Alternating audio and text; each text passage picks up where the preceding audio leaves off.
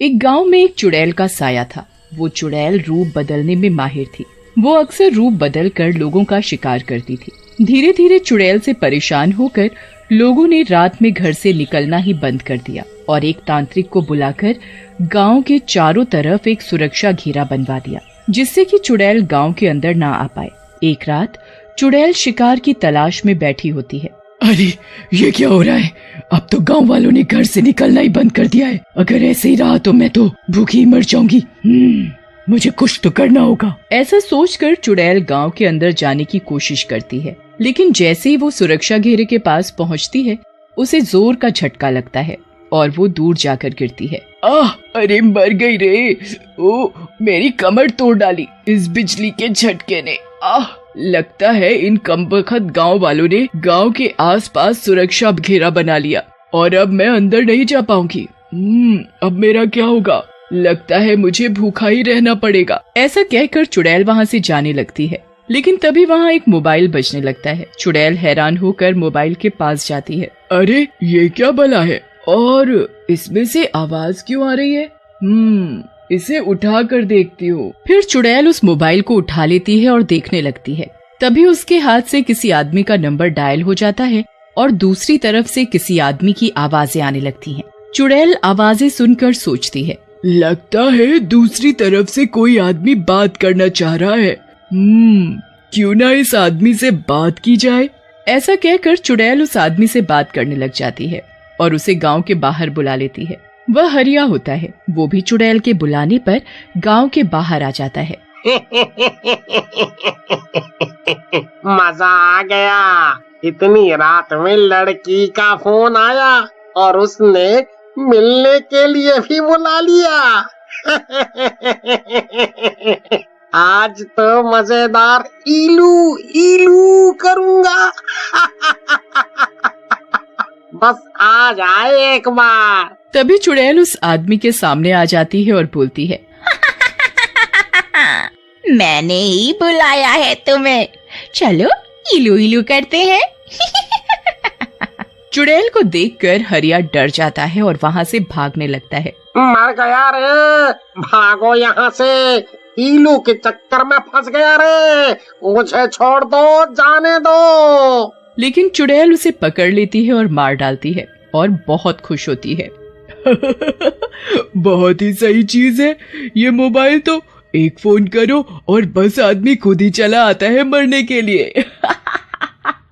फिर उसके बाद चुड़ैल लड़की बनकर रोज कोई भी नंबर डायल कर देती और आदमियों को अपनी बातों में फंसाकर अपने पास बुला लेती और मार डालती। कई दिनों तक ये सिलसिला चलता रहता है और गांव वाले इस नई मुसीबत से परेशान हो जाते हैं। एक शाम राहुल नाम का एक लड़का अपने दोस्त मोहन के साथ बैठा बातें कर रहा होता है। तभी उसके मोबाइल फोन पर एक कॉल आती है।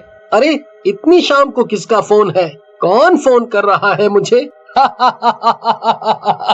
राहुल, तुम तो ऐसे घबरा रहे हो जैसे तुम्हारे पिताजी का फोन आया है। अरे फोन उठाओ और बात करो। राहुल फोन उठाता है और बातें करने लगता है।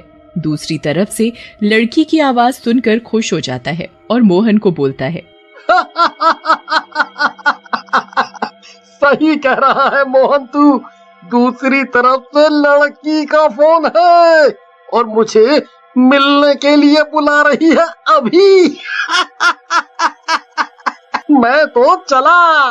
राहुल की बात सुनकर मोहन सोच में पड़ जाता है और बोलता है, राहुल, तुम ऐसे कहाँ भागते जा रहे हो? वैसे लड़की तुम्हें क्यों बुला रही है? मुझे तो दाल में कुछ काला लग रहा है। मेरी बात मानो, तुम मत जाओ। मोहन की बात सुनकर रोहन हंसने लगता है और बोलता है, तू भी ना मोहन। अबे तेरा भाई इतना स्मार्ट है, सभी लड़कियां देखते ही गिर जाती हैं। अरे भाई, मुझे नहीं बुलाएंगी तो क्या तुझे बुलाएंगी? अब भाई तू चिल कर, अभी तो मैं चला लड़की से मिलने। फिर मोहन की बात ना मानकर रोहन वहाँ से सीधा लड़की से मिलने चला जाता है और लड़की का इंतजार करने लगता है। काफी देर हो जाती है और वहाँ कोई लड़की नहीं आती है। लगता है किसी ने मुझे बेवकूफ बनाया है, यहाँ कोई लड़की नहीं है। वापस घर जाता हूँ।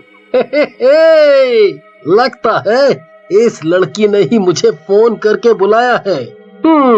इसके पास जाता हूँ और पूछता हूँ। रोहन लड़की के पास जाता है और उसे आवाज देता है। पीछे से तो आप बहुत ही खूबसूरत लग रही हैं।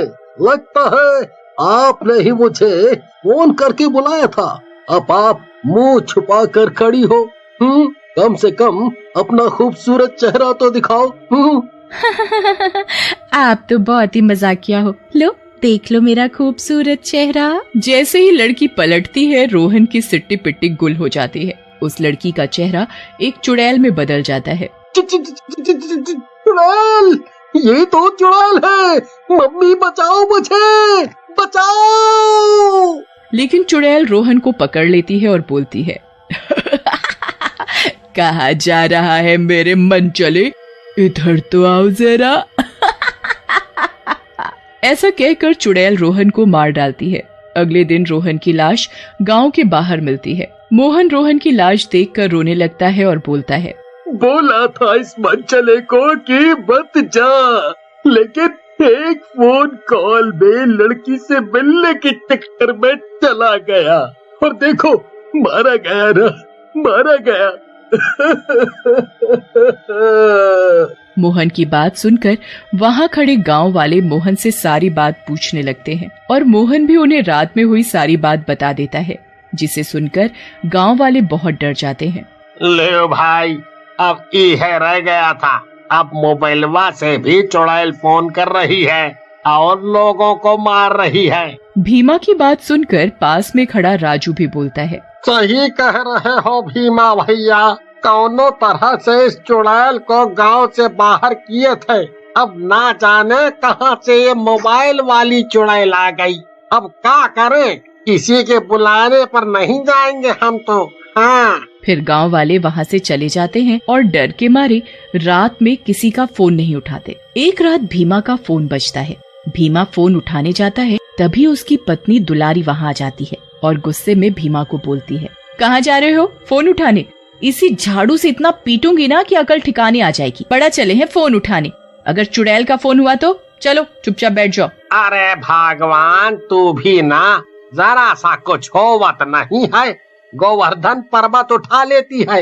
अरे सिर्फ देख ही तो रहा हूँ किसका फोन है। हाँ हाँ जानती हूँ, तुम बड़े डम्बानी के रिश्तेदार हो ना, जो तुम्हें फोन आएंगे। चुप करके बैठो। इस तरह कई दिन बीत जाते हैं और गांव वाले चुड़ैल के डर के मारे सिर्फ दिन में ही एक दूसरे से बातें करते और रात में किसी का फोन नहीं सुनते। एक दिन गांव वाले बैठे बातें कर रहे होते हैं।